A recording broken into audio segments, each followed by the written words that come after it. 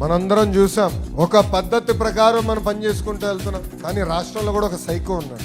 ఎంత మంచి సినిమా అయినా ఒక చిన్న విలన్ ఉంటాడు. రాష్ట్రానికి ఒక సైకో ఉన్నాడు. నిన్న మొన్న మాట్లాడుతున్నాడు, అరెస్ట్ చేస్తాడంట. అరే 53 రోజుల్లో నువ్వు మా నాయకుడిని అరెస్ట్ చేసి ఇదే రాజమండ్రి జైల్లో బంధించావు. ఏం పీకావు? నువ్వు అరెస్ట్ చేస్తే మేము భయపడాలి. ఇట్లా నీ ముందర చాలా మంది పెద్ద పెద్ద మాటలు మాట్లాడారు.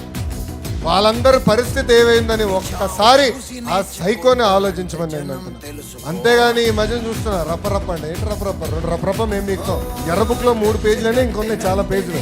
ఎవరికి ఎప్పుడు ముహూర్తం పెట్టాలో నాకు తెలుసు రా. ఎందుకో ఆవేశం ఎగిరెగిరి వస్తున్నాను. ఏం కంగారు లేదు.